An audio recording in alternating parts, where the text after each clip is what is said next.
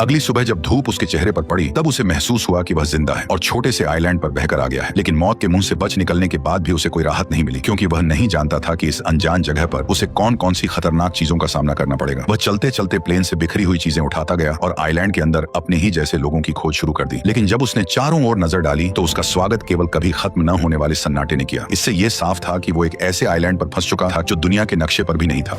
कोई है यहाँ फंसकर मर न जाए, इसलिए उसने खुद को बचाने के लिए तरह तरह के उपाय सोचने शुरू कर दिए। लेकिन इस समय उसके पास समुद्र तट पर हेल्प का निशान लिखने के अलावा कोई कारगर तरीका नहीं था। जल्दी ही रात का अंधेरा छा गया और वह अब भी उम्मीद कर रहा था कि कोई गुजरती हुई नाव उसे देख ले। लेकिन जैसे जैसे रात होती गई उसकी उम्मीदें भी धीरे धीरे चारों ओर के सन्नाटे की वजह से डर में बदलती गईं। वह जंगल के बेहद खतरनाक जीवों की आवाज सुनकर लगातार डर से कांपता रहा। अगले दिन उसने इकट्ठा की गई चीजों से एक काम चलाओ रेस्टिंग प्लेस बनाया और प्लेन से निकले सामान की जांच शुरू कर दी। अब उसके पास उसकी गर्लफ्रेंड द्वारा दी गई एक पॉकेट वॉच के अलावा और कुछ भी काम का नहीं बचा था। अपनी गर्लफ्रेंड के साथ बिताए पलों को सोचते हुए उसे इस प्लेन में आने का और भी ज्यादा पछतावा हुआ। दरअसल केली के बिजनेस ट्रिप पर जाने से पहले उसने चक को एक पॉकेट वॉच दी थी ताकि क्रिसमस पर लौटते ही दोनों एक दूसरे से शादी कर लें। लेकिन एक अचानक हुई विमान दुर्घटना ने इस शादी को यहीं पर रोक दिया। जब उसके सभी फैमिली मेंबर यह मान चुके थे कि चक इस हादसे में मारा गया है, तब भी वह जिद के साथ जिंदा रहा। लेकिन इस सुनसान आइलैंड पर खाना पीना बहुत बड़ी मुसीबत बन गया था और चक कब तक टिक पाएगा यह भी किसी को नहीं पता था। उसने अपनी कंपनी के बहुत से पार्सल वापस इकट्ठा किए, लेकिन उसने उन्हें खोलने का फैसला नहीं किया, क्योंकि उसके लिए यह उसके काम की ईमानदारी थी। चाहे वह अनजान टापू पर ही क्यों न फंसा हो, पर वह अब भी ग्राहकों के भरोसे को तोड़ना नहीं चाहता था। कल जो उसने समुद्र तट पर हेल्प के साइन बनाए थे वे भी समुद्र की लहरों से कब के मिट चुके थे। उसे कुछ खराब लकड़ियों का इस्तेमाल करके फिर से हेल्प लिखना पड़ा। धीरे धीरे चक के मन में जिंदा रहने की चाह और भी बढ़ती जा रही थी। उसे पता था कि अगर यहाँ से निकलना है तो हर हाल में जिंदा रहना होगा। लेकिन इस वीरान छोटे टापू पर सख्त नारियल के अलावा उसे खाने लायक कुछ भी नहीं मिला, और क्योंकि उसके पास नारियल खोलने का कोई औजार नहीं था, इसलिए नारियल खोलना भी उसके लिए बेहद मुश्किल काम बन गया था। फिर उसने एक धारदार पत्थर से आखिरकार नारियल को फोड़ दिया और उसके पानी का स्वाद लेने लगा, जो उस पल उसके लिए अमृत जैसा था। लेकिन वह केवल नारियल से संतुष्ट नहीं हुआ। चक ने पेट भरने के लिए इस छोटे से टापू के अन्य हिस्सों की भी खोज करने का फैसला किया। वह यहाँ की सबसे ऊंची चोटी पर चढ़कर सब कुछ देखना चाहता था, लेकिन नुकीले पहाड़ी पत्थरों ने उसकी राह मुश्किल कर दी। इसलिए उसने पत्थर से अपनी पैंट का कपड़ा काटा, उसमें पत्ते मिलाए और एक जोड़ी जूते बना लिए। लेकिन जब वह पहाड़ की चोटी पर पहुंचा तब उसे पता चला कि यह सचमुच एक सुनसान टापू ही है। चारों ओर दूर दूर तक फैला समुद्र था, लेकिन उसके अलावा कोई और इंसान नजर नहीं आ रहा था। जब वह निराश होकर सोच रहा था कि आखिर वो कैसे अपनी जान बचा सकता है, तभी दूर एक अजीब सी चीज ने उसका ध्यान खींचा। वह बिना सोचे समझे उस चीज की ओर दौड़ पड़ा। उसे लगा था कि वह भी उसी की तरह जिंदा बचने वाला कोई पायलट है। लेकिन जब चक ने उस पायलट को पलट कर देखा तो पाया कि वह तो काफी समय पहले ही मर चुका था। दुखी मन से उसने पायलट की लाश को आइलैंड पर घसीट लिया और उसके पास से कुछ काम की चीजें इकट्ठा करने लगा। उसने एक जोड़ी अभी भी पहनने लायक जूते, एक टॉर्च जो अब भी जल सकती थी और एक बेकार हो चुका बटुआ अपने पास रख लिया। इसके बाद उसने पायलट के लिए एक कब्र खोदी और उसकी लाश को उसमें दफना दिया और उसकी मरने की तारीख एक चट्टान पर लिख दी। शाम के समय चक समुद्र तट पर बैठा अपने जूतों को निहार रहा था। उसके मन में एक अजीब सी उदासी थी। उसे लगा कि शायद अगली बार जो उस कब्र में लेटा होगा वह खुद ही होगा। इसे वजह से रात में चक सो नहीं सका। उसे समझ आ गया था कि अगर वह ऐसे ही हाथ पर हाथ रखे बैठा रहा तो उसका मरना तय है। इसलिए अगले दिन उसने जंगल में जिंदा रहने की कला सीखी। उसने पेड़ों की पत्तियों पर जमी ओस को इकट्ठा कर नारियल के खोल में जमा किया, क्योंकि उसे पीने के लिए साफ पानी चाहिए था। उसने लकड़ी की छड़ी को नुकीला कर मछलियों को पकड़ने का भाला बनाया। भले ही यह सब बेवकूफी भरा था, पर इस लगातार कोशिश ने उसे निराश नहीं होने दिया। उसी रात टॉयलेट करते वक्त उसने एक रोशनी देखी। वह जोर से चिल्लाया ताकि उस नाव का ध्यान खींच सके। उसे लगा जैसे उसे अब और यहाँ रहना नहीं पड़ेगा। उसने टॉर्च से संकेत दिया कि कोई उसे देख ले, लेकिन दूरी ज्यादा होने की वजह से यह हल्की सी रोशनी किसी काम की नहीं थी। जैसे जैसे वह रोशनी उसकी नजरों से धीरे धीरे ओझल होती गई, उसका दिल गुस्से और बेबसी से भर गया। इसलिए अगली सुबह सूरज निकलते ही वह बेसब्री से फटी राफ्ट लेकर उस जहाज की दिशा में बढ़ चला, क्योंकि यह उसके कई हफ्तों की कोशिशों के बाद मिली एकमात्र बच निकलने की उम्मीद थी। वह इसे यूं ही खोने को हरगिज तैयार नहीं था। हालांकि वह जैसे तैसे समुद्र को पार करना चाहता था, लेकिन वह बार बार लहरों की मार के आगे हार जाता था। उसने अनगिनत बार हिम्मत दिखाई, लेकिन हर बार समुद्र की लहरों ने उसे पीछे धकेल दिया। लेकिन फिर भी वह हार मानने को तैयार नहीं था। उसने बहुत कोशिश की, लेकिन आखिरकार समुद्र की लहरों ने उसे अपने अंदर समा लिया। पानी के अंदर पहुंचते ही अचानक उसकी जांघ एक नुकीले समुद्री पत्थर से टकरा गई और एक तेज दर्द ने चक की जांघ को खूनम खून कर दिया। इस वक्त उसमें अब और आगे बढ़ने की ताकत नहीं बची थी। वह बस टूटी फूटी राफ्ट को घसीटते हुए बुरी हालत में किनारे लौट आया। शाम के समय अचानक आसमान में तेज आंधी और मूसलाधार बारिश शुरू हो गई, जिससे पहले से ही घायल चक की मुसीबतें और बढ़ गईं। वह राफ्ट की मदद से केवल कंपनी के सामानों को ही ढक सका। फिर वो बारिश से बचने के लिए खून से बहती टांग के साथ कोई और जगह ढूंढने लगा। तभी उसे एक छोटी सी गुफा मिल गई और खुद को होश में रखने के लिए उसने कुछ घूंट गंदा बारिश का पानी पी लिया। लगभग पूरी तरह थक जाने के साथ उसका घायल शरीर अब और सहन नहीं कर सका और वह जमीन पर बेहोश हो गया। उसके पीछे रखी टॉर्च की बैटरी खत्म होते ही वो भी अंधेरे में डूब गई। अगले दिन चक फिर से तेज दर्द के साथ जागा। उसकी टांग के घाव में कीड़े लगने के लक्षण दिखाई दे रहे थे। इस सुनसान जगह पर अगर इसका इलाज ना हुआ तो उसे और भी बड़े खतरे का सामना करना पड़ेगा। जिंदा रहने की थोड़ी सी भी उम्मीद पाने के लिए उसे अपने मन की जिद छोड़नी पड़ी और उसने उन पार्सलों को खोलने का फैसला किया। पैकेजों में उसे एक दर्जन वीडियो टेप, एक गिफ्ट की तरह सजाया गया वॉलीबॉल वॉलीबॉल, एक सुंदर महिला की लंबी ड्रेस और सबसे स्टाइलिश दिखने वाली एक जोड़ी स्केट्स मिले। लेकिन आखिरी पार्सल को उसने खोलने का फैसला नहीं किया, शायद इसलिए कि वह निराश नहीं होना चाहता था, या शायद इसलिए कि वह अपने लिए एक उम्मीद बचाकर रखना चाहता था। उसने पार्सल की पैकिंग में इस्तेमाल हुए फोम को अपने घाव पर लगाया, फिर जूतों के फीते खोलकर उसने उनसे काम चलाऊ पट्टी बांध ली। जूतों के ब्लेड उसके सबसे काम आने वाले औजार बन गए और लंबी ड्रेस की काली जाली से उसने एक आसान मछली पकड़ने का जाल बना लिया। मछली पकड़ने के औजार की मदद से कई दिनों बाद वह आखिरकार पहली बार पेट भर खाना खा सका।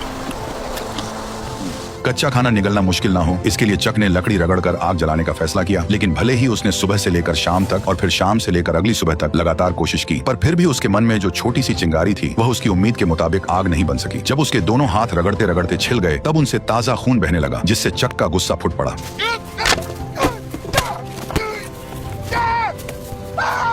आइलैंड की मुश्किल जिंदगी और पुरानी चोटों ने उसे पूरी तरह तोड़ दिया था। चक ने किनारे बैठकर अपने घावों को पानी से साफ किया और तेज दर्द ने उसे परेशानी का एहसास फिर से करा दिया। अब उसके लिए जिंदा रहना एक ऐसा सवाल था जिससे वह भाग नहीं सकता था। अभी अभी गुस्से में फेंकी गई वॉलीबॉल उसके पैरों के पास पड़ी थी, जिस पर उसकी ताजा लाल हथेली की छाप बहुत ही चमकदार दिख रही थी। तभी उसके दिमाग में एक अजीब ख्याल आया। उसने अपनी लार से हथेली के निशान पर 2 आंखें और ऊपर हल्की सी मुस्कान बना दी। अब वह वॉलीबॉल एक इंसान के चेहरे जैसी लगने लगी थी। शायद बहुत ज्यादा अकेले रहने के कारण उसने तय किया कि वो इस चेहरे को अपना दोस्त बना लेगा। उसने वॉलीबॉल का नाम विल्सन रखा और उसे अपने पास रख लिया ताकि वह उसकी जिंदगी में उसका साथ दे सके। यह दृश्य थोड़ा अजीब जरूर था, लेकिन कम से कम उसे अकेला होना महसूस